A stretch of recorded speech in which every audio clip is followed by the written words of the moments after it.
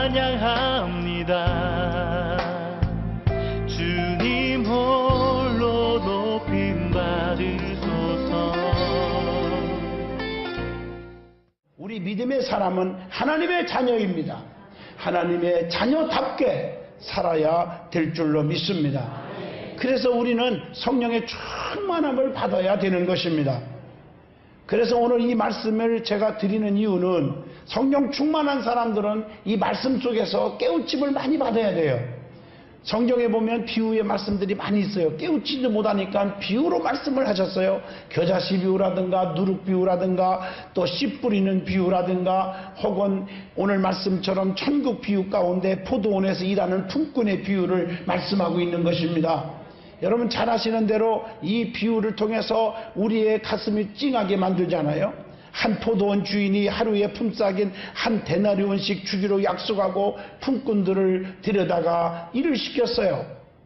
장터에 나가서 아침부터 쓰임받아 포도원에 와서 열심히 일한 자도 있고 또 제3시에 가서 또 누가 쓰지 않아갖고 발을 동동 구르고 있는 그런 자를 또 내가 써줄게 봐라. 그래서 써준 자가 있고 제6시에 가서도 또 데려다가 써주고 제9시에 가서도 써주고 오늘 말씀 보니까 11시에 가서도 써줬어요. 물론 지금 얘기한 11시는 한국 타임하고는 다릅니다. 여기까지 해석 안 해도 이해가 되리라고 생각해요. 써주는 자가 없어서 계속 기다리고 있다가 나중에 쓰임받은 자도 있었다는 것입니다. 주인이 모두 불러가지고 야 열심히 일했다 그래갖고 품삯을 주는데 아침부터 저녁까지 쓰임받아가지고 열심히 일한 사람도 한 데나리온을 줬습니다. 약속대로. 그리고 늦게 쓰임받아가지고 1시간, 2시간, 3시간 뭐 적게는 뭐 한 30분도 될 수 있겠지요. 그렇게 적게 일한 사람도 똑같이 한 데나리온씩을 줬습니다. 이런 상황 속에서 먼저 온 자들이 원망을 하기 시작합니다. 11절로 12절입니다. 주인은 그 원망하는 자들에게 내가 종들과 한 약속을 상기시켜 주면서 자신의 선함을 놓고 왜 악하게 판단하냐고 종들을 책망하고 있습니다. 나중된 자가 먼저 되고 먼저 된 자가 나중된다고 오늘 16절에 그렇게 말씀하시기도 하셨습니다. 아니 주인께서 자기 마음대로 다 한 달에 원씩 주는데 뭐 이렇게 많이 많냐 이거예요. 어떻게 보면 나중 온 사람 몇 시, 1시간, 2시간밖에 일 안 하는 사람이 더 마음고생했을 거예요. 자기를 안 써주니까 처자식을 먹여 살려야겠는데 먹을 게 없는데 하루 품삯을 받아서 하루 살아야 되는데 누가 나를 안 써주는 거예요. 그런 자를 주인이 나중에 불러서 써주고 하루 품삯을 줬어요. 그래야 그 집도 먹고 살 거 아니겠습니까? 그런데 먼저 와서 계속 쓰임받은 자도 써줘서 감사해야 되고 그리고 내가 약속한 대로 하루 품삯을 다 줬는데 왜 남에게 준 것 가지고 자꾸 떠드냐 그 말이에요. 여러분들이 이렇게 설명하면 벌써 본문에 어떤 내용인지가 쫙 가슴속에 와닿을 줄로 믿습니다. 교회 안에서도 나중된 자가 먼저 되고 먼저 된 자가 나중된다 그런 말씀이 있습니다. 먼저 믿은 자들이 꼭 깨달아야 할 것은 나중 나온 자들에게 시기 질투하지 않기를 원합니다. 목사님 내가 우리 교회 나온 지가 몇 년인데 왜 저 사람은 한 달밖에 안 됐는데 저렇게 써주십니까? 쓰는 사람 마음대로입니다. 성령 충만하지 못하기 때문에 오해가 많이 생기고 성령 충만하지 못하기 때문에 남이 잘 되는 것을 보지를 못하는 거예요. 우리에게 오늘 이 말씀을 통해서 주시는 영적인 교훈이 있습니다. 그래서 오늘 말씀의 제목을 일꾼은 주인 손에 달려 있습니다. 쉽게 말하면 일꾼은 주에 일하는 사람들은 하나님 손에 달려 있습니다. 이런 제목으로 함께 깊이 은혜를 나누고자 합니다. 제일 먼저 성경에 주님과 성도의 관계에 대해서 비유로 말씀한 내용을 한번 살펴봅니다. 주인과 오늘 본문에는 품꾼의 관계인데 이것은 주님과 성도의 관계입니다. 그래서 성경에 보면 이 관계에 대한 얘기가 참 많이 나오고 시편 138편에 보니까 주님과 관계된 것을 완전케 할지니라. 그렇게 관계가 완전하게 맺으면 주께서 간구하시는 날에 다 응답하시겠고 내 영혼을 장려하여 강하게 하셨나이다. 하나님 이렇게 책임져 줘요. 부르짖기만 하면 다 들어주신다. 이렇게 약속하고 있거든요. 관계가 중요해요. 그래서 성경에 보면 선한 목자와 양의 관계를 요한복음 10장에 기록하고 있습니다. 왜 그랬을까? 양은 목자의 음성을 들어야 합니다. 10장 3절. 양은 목자 없이는 한시도 살 수가 없어요. 이사야 53장 6절. 양은 오직 순종의 상징을 얘기합니다. 요한복음 10장 4절입니다. 자기 양을 다 내어놓은 후에 앞서가면 양들이 그의 음성을 듣고 따라오되, 인도하는 대로 무조건 따라와요. 순종을 잘해요. 요한복음 10장 11절, 목자는 양을 위해서 목숨까지도 버린다 그랬으니, 우리 주님과 성도의 관계를 한번 얘기해 보십시오. 우리 주님은 나를 위하여 십자가 못 박혀 죽으셨습니다.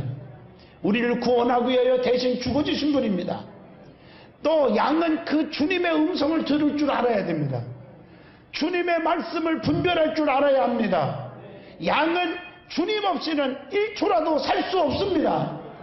그것이 바로 선한 목자와 양의 관계를 비유하고 있는 것입니다. 또 성경에 보면은 신랑과 신부의 관계로 말씀하고 있습니다. 신부는 신랑과 어떤 사이입니까? 서로 아끼고 서로 사랑해야 할 관계 아닙니까? 그래서 요한복음 13장 14절에 내가 새 계명을 너희에게 주노니 서로 사랑하라. 내가 너희를 사랑한 것 같이 너희도 서로 사랑하라고 가르쳐 줍니다. 신부는 항상 가져야 할 태도는 신랑을 맞을 준비해야 돼요. 말세의 성도는 신랑 되신 주님을 맞이하기 위해서 항상 준비하고 있어야 돼요. 그것이 베드로전서 4장 7절로 11절에 5가지를 말하고 있습니다. 만물이 마지막에 가까웠으니 하면서 첫째로 정신을 차리고 근신하여 기도하라. 두 번째로 서로 사랑하라. 사랑은 허다한 죄를 덮는 거다. 세 번째 서로 대접하되 원망 없이 하고, 네 번째 봉사하되 선한 청지기 같이 봉사하고, 다섯 번째 누가 무슨 말을 하려면 함부로 말하지 말고 하나님이 하시는 것처럼 말하고, 하나님이라면 뭐라고 말할까 좀 생각 좀 해보라는 것이고요. 그리고 하나님이 공급하시는 쉼으로 하는 것처럼 해라. 왜 그렇게 말씀했을까? 예수 그리스도로 말미암아 하나님이 영광을 받으시게 하려 함이니 그에게 영광과 권능이 세세 무궁토록 있느니라. 아멘. 이렇게 기록되어 있습니다. 그러므로 신부는 신랑을 떨어져서는 안 되잖아요. 그리고 정신 차리고 기도해야 되고 준비를 해야 돼요. 준비. 대답 안 하는 분들은 신부가 신랑 맞을 준비를 안 하고 하나 봐요. 결혼식장에 목욕도 안 하고 미용실도 안 들리고 화장도 조금도 안 바르고 있는 모습 그대로 몸빼옷 입고 작업복 입고 나타나는가 보죠. 그러니까 아멘 안 하면은 오해받기 참 쉬워요. 그래서 아멘을 잘 해주시면 좋겠어요. 또 마가복음 6장 7절 보면 12제자를 부르사 둘씩 보내시며 더러운 귀신을 제어하는 권세를 주시고 그랬어요. 이 스승과 제자의 관계로 비유를 또 말씀하시거든요. 제자는 오직 스승의 가르침에 따라야 실력을 기를 수가 있어요. 제자는 스승의 책망함을 기쁨으로 받을 줄 알아야 돼요. 교회 안에서도 주님의 말씀의 충고를, 말씀이 다 나오잖아요. 그걸 받을 줄 아는 사람이 돼야 돼요. 십계명만 봐도 하나님의 충고 아닙니까? 8가지 하지 말라, 2가지 하라. 이게 십계명 아닙니까? 그러니까 제자는 스승의 책망을 기쁨으로 받아야 돼요. 성도는 주님의 말씀을 기쁨으로 아멘하고 받아야 돼요. 쓰던 달던 받아야 됩니다. 그 다음에 요한복음 15장에 보면 포도나무와 가지로 또 비유하기도 했었죠. 나는 참 포도나무여 너희는 가지라. 가지가 포도나무에 붙어 있어야 많은 열매를 맺고 5절에 너희가 나를 떠나서는 아무것도 할 수 없다. 우리는 주님 없이는 살 수 없다고 하는 이런 비유의 말씀입니다. 포도나무와 가지는 떨어져서는 안 됩니다. 항상 붙어 있어야 열매를 많이 맺을 수 있습니다. 왜냐하면 가지는 항상 나무의 영향을 받아서 살 수 있기 때문인 줄로 믿습니다. 성도는 주님과 항상 함께 있어야 됩니다. 이게 바로 성령의 충만함인 줄로 믿습니다. 그래서 성령께서 도우시는 대로 그 성령께서 주시는 은총을 먹고 사는 게 성도인 줄로 믿습니다. 그리고 뿐만 아니라 주인과 종으로도 비유합니다. 종은 주인이 시키는 대로만 해야 돼요. 종은 자기 의지와 자기 지식과 자기의 상식과 자기 생각대로 할 수 없습니다. 종은 자기의 공로가 있을 수가 없습니다. 종은 영광을 오직 주인에게만 돌려야 되는 것이 종입니다. 우리는 하나님의 종입니다. 저도 종입니다. 여러분도 하나님의 종들입니다. 하나님이 시키는 대로 해야 돼요. 내 의지와 내 상식대로, 내 고집대로, 혈기와 내 지식, 내 방법대로, 내 맘대로 주의 일하는 게 아닙니다. 자기의 공로를 자꾸 내세우지 마십시오. 공로가 있으면 안 돼요. 종은 종이에요. 오직 주인에게만 영광, 하나님께만 영광을 돌리시면 그분이 우리를 붙잡아 주시고 책임져 주실 줄로 믿습니다. 그래서 오늘 본문 말씀에는 포도원 주인과 품꾼의 비유로 우리에게 주시는 말씀인데 영적 교훈이 있습니다. 이것을 받고자 합니다. 포도원 주인과 품꾼의 관계는 주님과 성도의 관계로 비유하고 있는 말씀입니다. 품꾼은 오직 주인의 손에 달려있다는 것, 주인이 시키는 대로만 하면 된다는 것, 주인은 약속대로 때가 되면 반드시 품삯을 준다는 것. 그래서 히브리서 11장 6절 상 주시는 자이심을 믿어야 할지니라. 열심히 일한 만큼 주인이 주시는 거예요.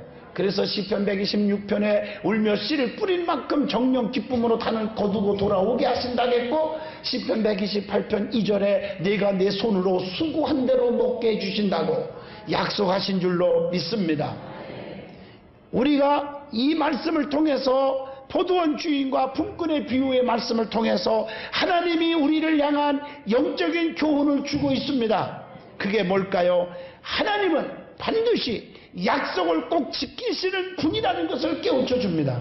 오늘 13절 말씀처럼 한 데나리온씩 준다고 약속한 대로 먼저 와서 일한 사람 약속대로 한 데나리온을 주었습니다. 나중에 1시간 일한 자와 똑같이 준다고 불평하지 말아야 합니다. 모든 것은 주인의 뜻대로 하는 거예요.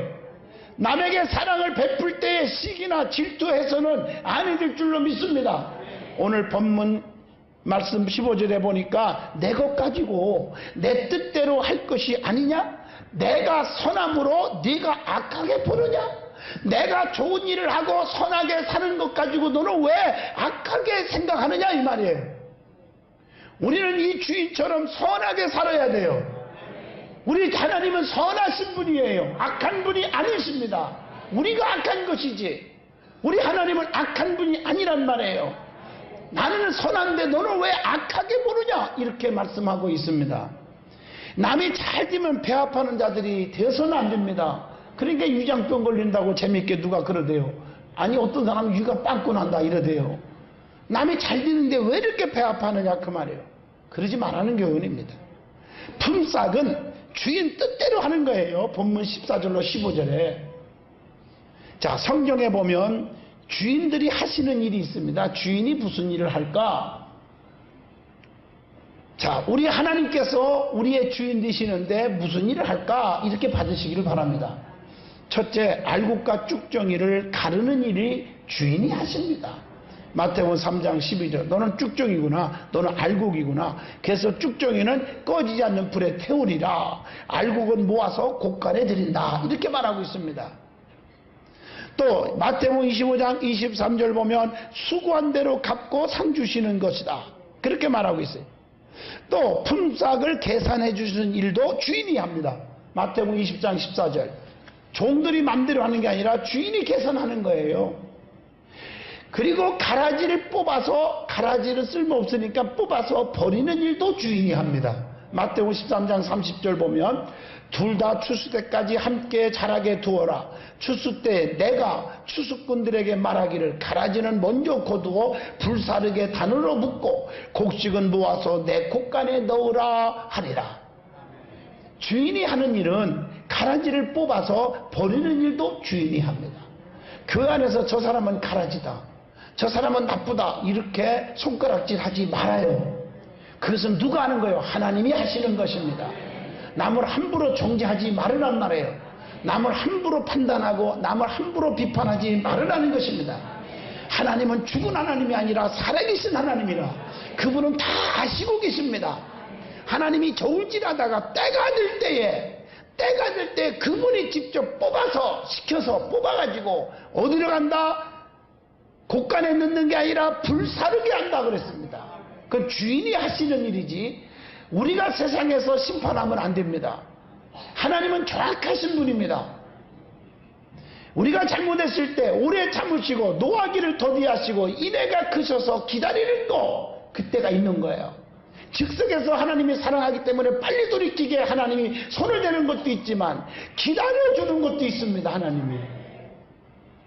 누가복음 16장 2절 청지기 일을 중지시키는 일도 주인이 합니다. 너 그만둬라. 주인이 하는 거예요. 교회 안에서도 하고 싶다고 하는 게 아니에요. 구역장 잘못하고 구역 식구 다 시험 들게 하고 그러면 구역장 그만두세요. 교사들이 이 세상에 전 한 통도 애들에게 안 하고 안 빠져도 왜 빠졌는지 아파도 어디 아픈지도 알아보지도 않으면 그만둬라. 주인이 할 수 있는 것입니다. 맞습니까? 열심히 하는 거예요. 열심히. 무화과나무에 대한 최종 결정도 주인이 하더라고. 누가복음 13장 9절 보니까 이 열매가 없으니까 찍어버리겠다 하시니라. 주인이 다 심판하는 거예요. 열매 없으니까. 누가복음 12장 37절 보면 종들을 시중하고 돌보는 것도 주인이 합니다. 양과 염소, 너는 양이구나 염소구나 구분한 일도 마태복음 25장 32절 보니까 주인이 하시는 일입니다. 사람이 하려고 하지 않기를 주의 이름으로 부탁합니다. 그리고 또 한 가지는 품삯 주는 일에 있어서 나중에 쓰임받은 자나 먼저 쓰임받은 자나 똑같이 사랑을 베푸신 분이 주인 대신 주님이신 줄로 믿습니다. 그게 본문 8절 말씀입니다. 나중에 쓰임받은 자는 일한 시간은 적어도 써주는 자가 없어서 얼마나 힘들었겠어요. 마음 졸이고 가슴 아파하고. 하루 품삯을 받아야 자기도 먹고 가족들도 먹일 수 있지 않습니까? 우리 주님은 사랑이 너무 많으셔서 그걸 배려하신 줄로 믿습니다. 그 다음에 써주는 자가 없으면 쓰임받을 수 없다가는 교훈을 주고 있습니다. 오늘 본문 7절입니다. 여기 섰는데요 가로되 우리를 품꾼으로 쓰는 이가 없음이니이다. 그래서 주인이 그렇구나. 너 써주는 자가 없어서 지금까지 마음고생했구나. 그러면서 너희도 포도원에 들어가라 하니라. 여러분 내 마음대로 쓰임받고 싶다고 쓰임받는 게 아닙니다. 성도는 하나님이 써주셔야 합니다. 쓰임받을 수 있다는 것에 대해서 감사하시기를 바랍니다. 하나님께서 써주기로 작정하시면 그분은 전능자이기 때문에 미련한 자는 지혜를, 약한 자는 강하게, 병든 자는 고쳐주시고 문제를 해결해 주시고 가난한 자에게는 부함을 주어서 하나님이 써주시기 때문입니다. 그리고 교훈은 주님은 선하신 분입니다. 주님 앞에 악한 자가 되지 말아야 합니다. 그분은 선한 자라는 거. 내가 선함으로 네가 악하게 보느냐 이렇게 오늘 본문 15절에 말씀합니다. 그리고 나중된 자로서 먼저 되고 먼저 된 자로서 나중된다고 하는 교훈을 줍니다. 16절 말씀에 먼저 믿었다고 믿음이 뜨거운 것이 아닙니다. 오히려 먼저 믿은 사람들이 더 힘들게 하는 경우가 많이 있습니다. 오늘 여러분 먼저 된 자들이 변화되기를 주 이름으로 축원합니다. 자, 그 다음에 주인 대신 주님처럼 긍휼을 베푸는 자가 되어야 한다는 교훈을 줍니다. 오늘 본문 10절입니다. 성도는 미워해서는 안 돼요. 왜 저자는 조금밖에 일 안 했는데 똑같이 줍니까? 그러지 마세요. 마태복음 5장 7절 보면 긍휼히 여기는 자는 긍휼함을 받고 남을요 관용하고 이해하고 용서하고 사랑하는 사람이 하나님 사랑을 받을 수 있고 하나님으로부터 긍휼함을 받을 줄로 믿습니다. 저와 여러분이 하나님이 나를 불쌍히 여겨주지 아니하면, 즉 긍휼이라는 말이 그거거든요. 긍휼히 여겨주지 아니하시면 우리가 남아날 수가 없어요. 하나님이 다 덮어주고 불쌍히 여겨주고 사랑해주니까 저도 여기 서 있을 수 있고 여러분도 주님 앞에 나와 예배드리고 축복받을 수 있는 거 아니겠습니까? 그러면 남에게 긍휼을 베푸는 사람이 되시기를 바랍니다. 절대적으로 성령의 사람은, 성령님께 붙잡힘 받은 사람은 시기질도 하지 않습니다. 남을 미워하지 않습니다. 남을 비판하지 않습니다. 이걸 아셔야 돼요. 그래서 형제를 미워하는 자가 반드시 얻지 못하는 것이 있어. 성경을 보니까요. 그게 뭘까? 창세기 37장 4절 보면 마음의 평안을 얻지 못해요. 마태복음 5장 22절 하나님의 용서를 못 얻어요. 마태복음 7장 1절로 5절 자신에 대한 바른 성찰을 얻지 못해요. 골로새서 3장 12절로 14절에 보면 성도 간의 온전한 연합을 얻지 못해요. 요한일서 1장 3절로 4절 보면 사랑의 교제를 얻는 기쁨을 얻지 못해요. 요한일서 2장 11절 하나님의 인도하심을 얻지 못한다고 그랬고, 요한일서 3장 17절 하나님의 사랑을 얻지 못한다고 가르쳐주고 있습니다. 그러면 사람이 하나님께 그래서 버림받는 것인데, 구체적으로 하나님께서 사람을 버리는 이유가 뭘까 하고 성경을 찾아봤어. 왜 버림받는가? 시편 81편에 보면 강팍한 마음 때문, 잠언서 1장 24절로 보면 하나님의 교훈을 멸시하고 책망을 듣지 않았기 때문에, 또 시편 22편에 보면 12절로 14절에 회개할 때 안 하고 세상 향락에 즐기기 때문에, 에레미야 11장 9절로 11절 온갖 행악을 저지르기 때문에, 잠언서 16장 18절에 교만함 때문에, 히브리서 13장 17절로 19절을 불신앙 때문에, 또 마태복음 12장 31절, 히브리서 10장 26절 29절 성령을 회방하거나 욕되게 하기 때문에 하나님 앞에 버림받는 거예요. 더 중요한 것은 성령 강림주의를 통해서 깨달아야 할 것은, 우리가 많은 죄를 져도 회개하고 깨우치면 용서를 받지만 용서받지 못하는 게 하나가 있습니다. 그것이 바로 성령 회방죄입니다. 성령 회방죄가 뭐냐? 성령님을 인정하지 않는 거, 성령님을 거부하는 거, 성령님을 부인하는 거, 성령 충만을 비판하는 거, 큰 범죄를 하는 것입니다. 여러분도 모르는 사이에 성령님의 역사를 비판한 적이 없습니까? 여러분 큰일 납니다. 성령님을 환영하시기를 축원합니다. 그래서 성령의 충만한 교회에서 성령 충만한 신앙생활을 할 수 있다는 것은 복 중에 복인 줄로 믿습니다. 그래서 마태복음 12장 31절에 사람의 모든 죄와 회방은 사하심을 얻을 수 있지만 성령을 회방하는 것은 사하심을 얻지 못한다고 성경은 분명히 가르쳐주고 있습니다. 왜 망하느냐? 또한 완악한 마음, 깨어지지 않기 때문에 좀처럼 무슨 말씀을 전해도 깨우치지를 못해요. 깨닫지를 못해요. 깨지지를 않아요. 부름에 응하지 않기 때문에, 누가복음 14장 피조물을 조물주 하나님보다 더 경배하고 섬기기 때문에 하나님 앞에 버림받는 거예요. 로마서 1장 24절 25절 하나님보다 돈을, 명예와 권세를 더 좋아하면 안 됩니다. 로마서 1장 28절 마음에 하나님 두기를 싫어해요. 또 고린도전서 9장 27절 자기 훈련과 근신한 마음이 없어요. 신명기 11장 16절로 17절 악한 세대에 미혹되어 버렸어요. 또 히브리서 6장 4절로 8절 하늘의 은사를 맛보고도 또 악한 것을 자꾸 내고 악하게 살아요. 이게 다 하나님 앞에 버림받는 이유라고 가르쳐주고 있습니다. 성도는 세 번째로 주는 교훈은 주님처럼 자비를 베풀어야 합니다. 자비를 베푸는 성도의 자세가 있습니다. 어떻게 남에게 자비를 베풀고 사랑을 베풀고 남에게 긍휼히 여겨주느냐? 역대상 29장 13절 주님께 감사하는 마음으로 해야 합니다. 또 잠언서 3장 28절 지체하지 않고 즉시해야 합니다. 마태복음 6장 1절 보상을 받으려는 마음이 없이 순수하게 하셔야 합니다. 마태복음 6장 2절로 4절 애식하지 말고 겸손하게 하여야 합니다. 마태복음 10장 24절 그리스도께 하듯 해야 합니다. 마태복음 18장 33절에 보면은 주님께 빚진 자가 빚을 갚듯이 하시기를 바랍니다. 누가복음 6장 35절 원수도 사랑하는 마음으로 해야 합니다. 고린도후서 9장 7절 마음에서 우러나와서 하시기를 바랍니다. 갈라디아서 6장 2절 서로 짐을 나눠 지는 마음으로 하시기를 바랍니다. 디모데전서 6장 18절 물욕을 버리고 관대하는 마음으로 하시기를 바랍니다. 이게 진정한 말씀 중심, 그리스도 안에서 사랑을 베풀고 그리스도 안에서 자비를 베푸는 자세입니다. 믿어지면 아멘 하세요. 내가 너를 구제했는데 너는 나한테 섭섭하게 하니 하고 자꾸 대가를 바라다 보니까 트러블이 생기고 원수가 되는 것이고 산도 없는 것이고 그러는 거예요.